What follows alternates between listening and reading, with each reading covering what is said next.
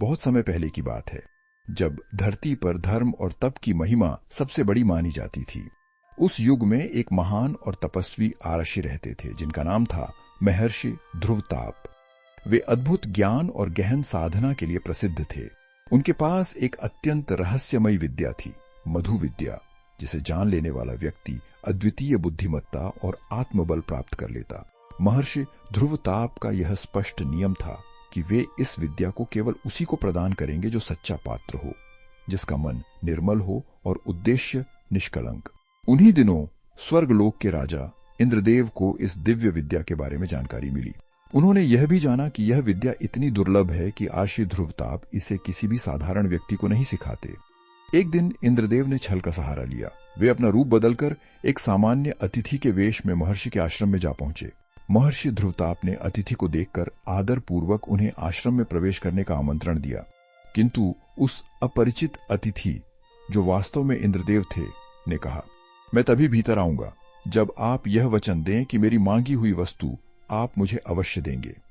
यह सुनकर आरषि धर्म संकट में पड़ गए। वे जानते थे कि अतिथि का आदर करना उनका कर्तव्य है। अतिथि देवो भव उनका सिद्धांत था। अंततः उन्होंने वचन दे दिया कि अतिथि जो भी मांगेगा वह उसे अवश्य मिलेगा। अब यह देखना रोचक होगा कि इस वचन का परिणाम क्या होता है और आगे इस कथा में कौन कौन सी घटनाएं घटती हैं। नमस्कार दोस्तों, स्वागत है आपका एलसीबी स्टोरीज में, जहां हम आपके लिए लाते हैं दिलचस्प कहानियां जो आपके दिल को छू जाएं। बने रहिए हमारे साथ और देखते रहिए कैसे कहानी अपने रहस्यों को उजागर करती है। तो चलिए बिना किसी देरी के शुरू करते हैं इस कहानी का सफर। पौराणिक काल में एक अत्यंत तेजस्वी और तपस्वी आरषि हुए, महर्षि ध्रुवताप। उनका आश्रम घने वृक्षों से आच्छादित एक शांत तपोवन में स्थित था। वहीं वे अपने शिष्यों को वेद, उपनिषद और अनेक दिव्य विद्याओं का गूढ़ ज्ञान प्रदान करते थे। महर्षि को परम रहस्यमयी मधु विद्या का भी पूर्ण अधिकार था। यह ऐसी शक्ति थी जो साधारण मनुष्य के लिए नहीं थी। मधु विद्या का महत्व अत्यंत विशेष था, क्योंकि इसके द्वारा कोई भी व्यक्ति असाधारण ज्ञान और प्रभाव पा सकता था। लेकिन यदि यह विद्या किसी अपात्र के हाथ लग जाती तो उसके गंभीर दुष्परिणाम हो सकते थे। महर्षि ध्रुवताप सदैव यह ध्यान रखते थे कि यह दिव्य ज्ञान केवल उन्हीं को दिया जाए जो निस्वार्थ, संयमी और नीतिपरायण हो। स्वर्गलोक के अधिपति इंद्रदेव को जब यह ज्ञात हुआ कि महर्षि के पास ऐसी शक्तिशाली विद्या है तो उनके मन में उसे पाने की तीव्र इच्छा जाग उठी। लेकिन साथ ही उनके भीतर यह भय भी उत्पन्न हुआ कि यदि उन्होंने सीधे जाकर इस विद्या की याचना की तो कहीं महर्षि उन्हें अपात्र मानकर अस्वीकार न कर दें। तब इंद्रदेव ने एक चाल चली। उन्होंने अपना रूप बदला और एक सामान्य ब्राह्मण अतिथि के वेश में महर्षि ध्रुवताप के आश्रम की ओर चल पड़े। उस समय एर्षि अपनी नित्य पूजा और ध्यान समाप्त करके आश्रम के द्वार पर शीतल छाया में विराजमान थे। जैसे ही उन्होंने उस अजनबी अतिथि को आश्रम के द्वार पर खड़ा देखा, वे उठे और ससम्मान उसका स्वागत किया। विनम्र स्वर में उन्होंने कहा, पधारिए महोदय, यह स्थान आपका है। किंतु उस छद्मवेशी अतिथि, जो वास्तव में इंद्रदेव थे, ने विनम्रता से उत्तर दिया, हे मुनिवर, मैं तभी आपके आतिथ्य को स्वीकार करूंगा जब आप यह वचन दें कि आप मेरी एक इच्छा अवश्य पूर्ण करेंगे। यह बात सुनकर आरषि ध्रुवताप कुछ क्षणों के लिए विचार में पड़ गए, परंतु उन्होंने अतिथि को देवतुल्य मानते हुए दृढ़ स्वर में कहा, यदि तुम्हारी इच्छा धर्म की मर्यादा में है तो मैं तुम्हें वचन देता हूं, तुम्हारी याचना पूर्ण होगी। महर्षि ध्रुवताप ने जब अतिथि से उसकी मांग सुनी तो सौम्य स्वर में कहा, हे अतिथि, कृपया पहले अपने बारे में कुछ बताइए, आप कौन हैं? किंतु वह अतिथि, जो वास्तव में स्वयं इंद्रदेव थे, बात को टालते हुए बोले, मुनिवर, उचित समय पर मैं अपना परिचय दूंगा, परंतु पहले आप वचन दें कि मेरी इच्छा अवश्य पूरी करेंगे। महर्षि धर्मनिष्ठ थे और उनके लिए अतिथि देवो भव केवल कहावत नहीं बल्कि जीवन का सिद्धांत था।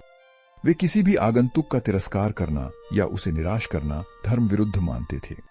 अतिथि के बार बार अनुरोध करने पर महर्षि ध्रुवताप ने गहरी सांस लेकर कहा, हे अतिथि, आपकी हर उचित इच्छा को पूर्ण करना मेरा कर्तव्य है। कृपया आप आश्रम में पधारें। जैसे ही आरषि ने यह वचन दिया, उस ब्राह्मण रूपी अतिथि ने अपनी दिव्य आकृति धारण कर ली। वह तेजोमय स्वरूप में प्रकट हुए और आदर पूर्वक बोले, आर्षिवर, मैं देवलोक का अधिपति इंद्र हूं, मेरा सादर प्रणाम स्वीकार करें। मैं आपके पास एक विशेष उद्देश्य से आया हूं। ऋषि ने शांत चित्त से उत्तर दिया, देवराज, अब जब आपने अपने आने का कारण बताया तो कृपया अपनी इच्छा भी स्पष्ट कीजिए। आप मेरे अतिथि हैं और मैंने आपको वचन भी दिया है। मैं अपनी प्रतिज्ञा से पीछे नहीं हटूंगा। ये सुनते ही देवराज इंद्र ने झुककर कहा, महर्षि ध्रुवताप, मैं आपके दिव्य ज्ञान और विशेष रूप से मधु विद्या के लिए आपके पास आया हूँ। कृपा करके मुझे वह विद्या प्रदान करें, मैं उसे सीखना चाहता हूँ। देवराज इंद्र की बात सुनकर महर्षि ध्रुवताप कुछ क्षणों के लिए मौन हो गए। उनके भीतर विचारों का तूफान उमड़ने लगा। वे सोचने लगे, मैंने क्यों बिना पहचान और परख के वचन दे दिया। उन्होंने भीतर ही भीतर स्वयं को कोसा, क्योंकि वह जानते थे कि इंद्रदेव इस दिव्य विद्या के योग्य नहीं है। महर्षि को भलीभांति स्मरण हो आया कि इंद्रदेव को न तो इस विद्या की सच्ची आवश्यकता है, न ही उसका उद्देश्य कल्याणकारी है। वे स्वर्गलोक में वैभवपूर्ण जीवन व्यतीत करते हैं और सदा इस चिंता में रहते हैं कि कोई आर्षे अपनी तपस्या से कहीं उनका सिंहासन न छीन ले। इंद्र का स्वभाव भी सशंक और युद्धप्रिय था। वे क्षण भर में वज्र उठाकर शत्रुओं का संहार कर देते। इन सभी बातों को याद करते हुए महर्षि का हृदय क्षुब्ध हो उठा, किंतु अब समय निकल चुका था। वचन एक बार दे दिया गया था। उनके लिए वचन से बढ़कर कुछ नहीं था। इसलिए उन्होंने अपनी प्रतिज्ञा का पालन करते हुए मधु विद्या जैसे रहस्यमय और दिव्य ज्ञान को इंद्रदेव को सौंप दिया। विद्या प्रदान करने के पश्चात महर्षि ध्रुवताप का हृदय भीतर से खिन्न हो गया। उन्होंने गहरी सांस लेते हुए कहा, जिसके मन में भोग विलास और मोह की अग्नि जल रही हो, वह व्यक्ति, इवन यदि वह स्वर्ग का अधिपति ही क्यों न हो, इस महान विद्या का सच्चा उपयोग नहीं कर सकता। ऐसी विद्या के लिए पात्रता केवल तप, संयम और कल्याण की भावना से ही आती है। उन्होंने आगे कठोर स्वर में जोड़ा, यदि किसी में लोभ, भय और अहंकार समाया हो, चाहे वह देवराज इंद्र हो या कोई मृग, तो ऐसे दोनों मेरे लिए एक समान हैं। सच्चे पात्र को यह ज्ञान तभी शोभा देता है जब वह भोग का मार्ग त्याग कर लोक मंगल के पथ पर अग्रसर हो। मधु विद्या का सच्चा मूल्य तभी है जब वह लोक कल्याण के मार्ग पर चले। यह बात महर्षि ध्रुवताप के मन में दृढ़ थी, किंतु जब उन्होंने इस सत्य को प्रकट करते हुए इंद्रदेव की तुलना एक साधारण पशु से कर दी, तो देवराज का अहंकार आहत हुआ।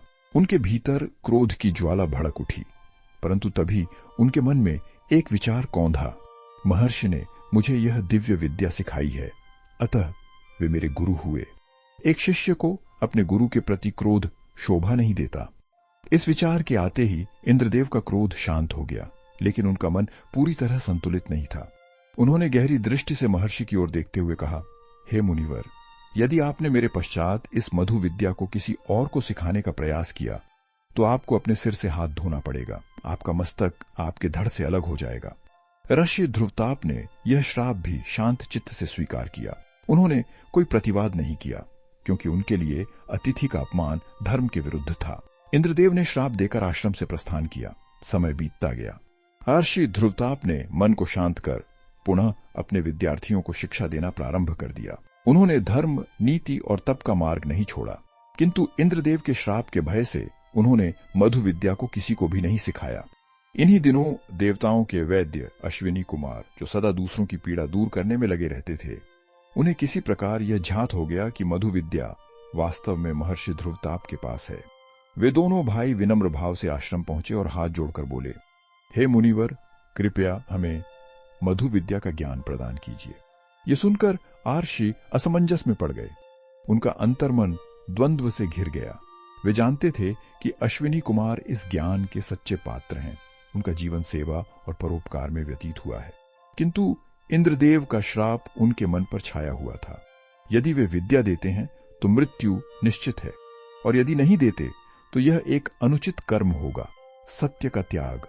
महर्षि को मौन देखकर अश्विनी कुमारों को भ्रम हुआ कि शायद आर्ष्य उन्हें भी अपात्र समझ बैठे हैं।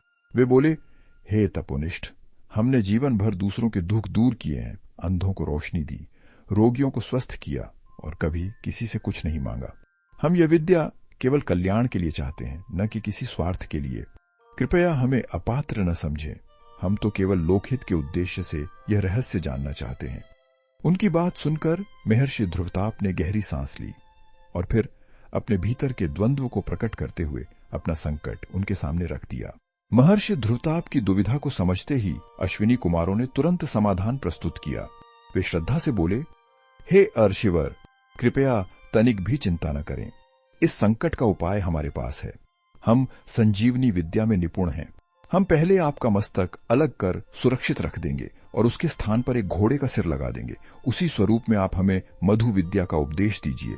जब देवराज इंद्र का श्राप पूर्ण हो जाएगा और आपका मस्तक धड़ से अलग हो जाएगा, तब हम पुनः आपका असली मस्तक जोड़कर आपको पूर्ववत कर देंगे। महर्षि ने कुछ क्षण गंभीर चित्त से विचार किया, फिर शांत स्वर में बोले, यदि यह विधि धर्म के अनुरूप है और कल्याणकारी भी, तो मैं इसके लिए सहर्ष तैयार हूं। योजना के अनुसार अश्विनी कुमारों ने संजीवनी विद्या के प्रयोग से महर्षि का मस्तक सुरक्षित किया और घोड़े का सिर उनके धड़ पर स्थापित कर दिया। इस रूप में महर्षि ने मधु विद्या का उपदेश देना आरंभ किया। जैसे ही वे विद्या प्रदान कर पूर्ण हुए, इंद्रदेव का श्राप प्रभावी हुआ। उनका मस्तक धड़ से अलग हो गया। परंतु अगली ही घड़ी अश्विनी कुमारों ने संजीवनी विद्या से उनका असली मस्तक पुनः जोड़ दिया। इस प्रकार महर्षि ध्रुवताप पूर्णतः सुरक्षित रहे और दिव्य ज्ञान का शुभारंभ भी हो गया। जब यह समाचार देवराज इंद्र तक पहुंचा तो उनके हृदय में ग्लानि की आग जल उठी। उन्होंने आत्मचिंतन किया, जिस गुरुवर ने मुझे दिव्य विद्या दी, उसी को मैंने अज्ञानवश श्राप दे दिया। ये कैसा अनुचित उत्तर दिया मैंने अपने आरण का। वे तुरंत महर्षि के आश्रम पहुंचे। चरणों में झुककर उन्होंने गहन पश्चाताप के साथ कहा, गुरुवर, मुझसे भूल हुई, कृपया मुझे क्षमा करें। महर्षि ध्रुवताप ने शांत स्वर में उत्तर दिया, देवराज, मेरे मन में तुम्हारे लिए कोई रोष नहीं है। तुम मेरे अतिथि थे और अतिथि के लिए विद्या देना मेरा कर्तव्य था। बदले में तुमने क्या दिया, इसका लेखा मेरे मन से मिट चुका है। कुछ क्षण मौन रहने के बाद उन्होंने आगे कहा, मैंने जो कठोर वचन उस दिन कहे, वे केवल तुम्हारी परीक्षा के लिए थे। मुझे खेद है कि उस परीक्षा में तुम सफल नहीं हो सके। तुम्हारे भीतर अभी भी अभिमान शेष है और अभिमान किसी भी विद्या को फलित नहीं होने देता। ज्ञान का सच्चा अधिकारी वही होता है जो विनम्र हो, सरल हो। महर्षि के वचनों ने इंद्रदेव के मन में छिपी सारी भ्रांति और अहंकार को धो डाला। प्यारे दोस्तों, वे भाव विभोर होकर बोले, आज की अनोखी और रोमांचकारी मेरे दोष दिखाकर हमें पूरी उम्मीद है कि इस कथा ने आपको न केवल रोमांचित एक बार फिर बल्कि सोचने का एक नया दृष्टिकोण भी दिया होगा। स्वर्गलोक। अगर आपको यह कहानी पसंद आई हो तो नीचे कमेंट में अपनी राय जरूर लिखें और इसे अपने दोस्तों और परिवारजनों के साथ जरूर शेयर करें। दोस्तों, मुझे पता चला है कि आप में से कई लोग नियमित रूप से हमारी कहानियां सुनते हैं, लेकिन अभी तक चैनल को सब्सक्राइब नहीं किया है। कृपया इसे हल्के में न लें। आपका एक क्लिक हमारे लिए बहुत बड़ी प्रेरणा है। आपके लिए यह बस 1 सेकंड का काम है, लेकिन हमारे चैनल के लिए यही जीवनदायिनी ऊर्जा है। तो कृपया एलसीबी स्टोरीज को सब्सक्राइब करें और बेल आइकन जरूर दबाएं ताकि जब भी हम कोई नई कहानी लेकर आएं आप तक सबसे पहले पहुंचे। मिलते हैं अगली बार एक और दिल को छू लेने वाली और चौंका देने वाली कहानी के साथ। तब तक अपना और अपनों का ख्याल रखें और मुस्कुराते रहें। धन्यवाद।